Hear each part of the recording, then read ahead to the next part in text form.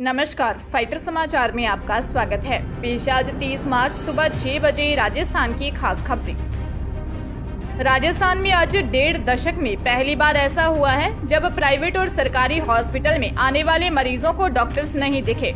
प्रदेश भर में इलाज बंदी रही। राइट टू हेल्थ बिल के विरोध में सड़कों पर उतरे प्राइवेट हॉस्पिटल संचालक और उनके डॉक्टर्स के साथ अब सरकारी डॉक्टर्स भी आ गए। हालांकि दावा किया जा रहा है कि एसएमएस हॉस्पिटल में एडमिनिस्ट्रेशन में लगे डॉक्टरों ने ओपीडी का काम संभाला हुआ है। प्रिंसिपल, एडिशनल सुपरिटेंडेंट मरीजों को देख रहे हैं, लेकिन मरीजों का कहना है कि हालात बिल्कुल सामान्य नहीं है। वहीं प्रदेश के कई जिलों में हड़ताल को लेकर डॉक्टर्स के गुटों में खींचतान देखने को मिली है। अलवर, दौसा सहित कई एरिया कुछ देर के लिए विरोध के बाद डॉक्टर्स काम पर लौट गए। उधर पूरे राज्य में 15,000 से ज्यादा सरकारी डॉक्टर्स ने सरकारी हॉस्पिटल की ओपीडी सर्विस का बहिष्कार किया।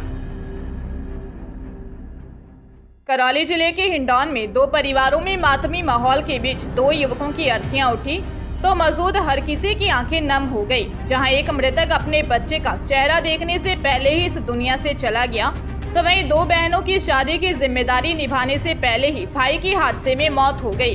दोनों मृतक करौली के हिंडौन के निवासी थे। सलेमपुर थाना प्रभारी अजीत सिंह ने बताया कि मृतक 21 वर्षीय सोनू महावर की 26 अप्रैल को शादी की सालगिरह आने वाली थी।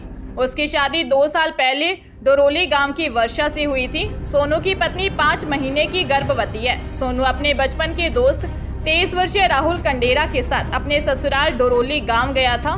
लौटते समय दौसा जिले के महुआ के पास रोडवेज बस की टक्कर से बाइक सवार राहुल कंडेरा की मौके पर ही मौत हो गई, जबकि दूसरा साथी सोनू महावर गंभीर रूप से घायल हो गया, जिसे जयपुर एसएमएस के ट्रॉमा सेंटर में रेफर किया गया, जहां बुधवार सुबह उसकी इलाज के दौरान मौत हो गई। एक दिन बाद यानी 1 अप्रैल 2023 से नया वित्त वर्ष शुरू होने जा रहा है। इसकी शुरुआत के साथ ही यूपीआई से लेन देन भी महंगा होने वाला है। National payments corporation of India ने यूनिफाइड पेमेंट इंटरफेस पेमेंट को लेकर एक सर्कुलर जारी किया है, जिसमें अप्रैल की पहली तारीख से यूपीआई से होने वाले मर्चेंट पेमेंट पर पीपीआई चार्ज लगाने की सिफारिश की गई है। खबर के मुताबिक जारी किए गए इस सर्कुलर के मुताबिक एनपीसीआई ने प्रीपेड पेमेंट इंस्ट्रूमेंट यानी पीपीआई लगाने की तैयारी की है। ये चार्ज 0.5 से 1.1% लगाए जाने की सिफारिश की गई है। सर्कुलर में यूपीआई के जरिए 2,000 रुपए से ज्यादा के ट्रांजैक्शन पर 1.1% प्रीपेड पेमेंट इंस्ट्रूमेंट यानी पीपीआई लगाने का सुझाव दिया गया है। यह चार्ज मर्चेंट ट्रांजैक्शन यानी व्यापारियों को पेमेंट करने वाले यूजर्स को देना पड़ेगा। जयपुर जिले के अतिरिक्त सत्र न्यायालय कर्मचार ने 7 साल पुराने जमीनी विवाद मामले में छोटे भाई कानाराम की पत्थरों व डंडों से हत्या करने के अभियुक्त बड़े भाई भंवरलाल मीणा व भतीजे गोविंद राम को आजीवन कारावास की सजा सुनाई है। साथ ही दोनों पर 1 लाख रुपए का जुर्माना लगाया। कोर्ट ने मामले में अभियुक्त भंवरलाल की पत्नी श्रवणी को दोष मुक्त कर दिया है। अदालत ने अपने आदेश में कहा कि अभियुक्त ने अपने छोटे भाई की हत्या की है और ऐसे में अभियुक्तों के लिए कोई नरमी नहीं बरती जा सकती। मृतक कानाराम के बेटे संजय मीणा ने 18 जून 2016 को करदनी थाने में दर्ज रिपोर्ट में बताया कि वह गुड़गांव गया हुआ था। रात को बहन ने फोन कर बताया कि ताऊ भंवरलाल व उनके लड़के गोविंद, छोटू, लालू और ताऊ की पत्नी ने उसके पिता के साथ डंडों में पत्थरों से मारपीट करे हैं। पिता को गंभीर हालत में अस्पताल में भर्ती करवाया और रात को उनकी मृत्यु हो गई थी। शिक्षा का अधिकार कानून के तहत प्राइवेट स्कूलों में एडमिशन के लिए शिक्षा विभाग ने एडमिशन प्रक्रिया फिर से शुरू कर दी है। जिन बच्चों को पूर्व में आरटीई के तहत एडमिशन मिल चुका है वे फिर से आवेदन नहीं कर सकेंगे। आज से 10 अप्रैल तक ऑनलाइन आवेदन होंगे। ऑनलाइन लॉटरी 12 अप्रैल को जारी की जाएगी। 12 से 20 अप्रैल तक अभिभावक ऑनलाइन रिपोर्टिंग कर सकेंगे। 12 से 28 अप्रैल तक विद्यालय आवेदन पत्रों की जांच करेगा। इसके बाद 12 से 5 मई तक अभिभावक अपने रिकॉर्ड को सुधार सकेगा। अगर कोई गलत डॉक्यूमेंट दिया है या नहीं दिया है तो उसे जोड़ सकेगा। 19 अप्रैल से 20 मई को सीबीईओ जांच करेंगे। 23 मई को ऑटो वेरीफाइड किया जाएगा। 24 मई को एनआईसी की ओर से आरटीई सीट्स का चयन किया जाएगा। दरअसल ये चयन सशुल्क सीट्स के आधार पर होगा। करौली जिले के हिंडौन सिटी के कटरा बाजार में सेल्समैन का रुपयों से भरा बैग चोर चोरी कर ले गए। बैग में कलेक्शन के 50,000 रुपए थे। जाट की सराय निवासी पीड़ित शिव कुमार महावर ने बताया कि 27 मार्च की शाम दुकानदारों से माल सप्लाई के बाद रुपए कलेक्शन कर कटरा बाजार पहुंचा। इस दौरान उसके हाथ में 50,000 रुपए से भरा बैग रखा था। दुकान पर ग्राहकों की भीड़ देख सेल्समैन शिव कुमार दुकानदार से बातचीत के लिए इंतजार करने लगा। इस दौरान वह बैग दुकान के काउंटर पर रखकर पानी पीने लगा। पानी पीने के बाद जब उसने बैग देखा तो बैग मौके पर नहीं मिला। इसके बाद कोतवाली थाने में मामला दर्ज करवाया। पीड़ित ने दुकान में लगे सीसीटीवी कैमरे खंगाले, जिसमें चोर बैग चुराता हुआ कैद हो गया। पुलिस आरोपी की तलाश कर रही है। राजस्थान सरकार अब चुनावी मोड में आ गई है। इसी कड़ी में राजस्थान हाईकोर्ट प्रशासन ने देर रात 194 जिला न्यायिक संवर्ग एवं न्यायिक अधिकारियों के तबादले किए हैं। जहां एक और राजनीतिक दल तैयारियों में जुटे हैं, वही सरकार भी अपनी तैयारी कर रही है। चुनावी साल में कई बड़ी बड़ी कुर्सियां बदलने की संभावना है। इसी को लेकर कई अधिकारियों ने जयपुर में डेरा डाला था। कलेक्ट्रेट में अब गिनती के ही अधिकारी नजर आ रहे हैं। चुनाव से करीब 5 माह पहले अधिकारी बदले जाते हैं। नए अधिकारी आकर कमान संभालते हैं।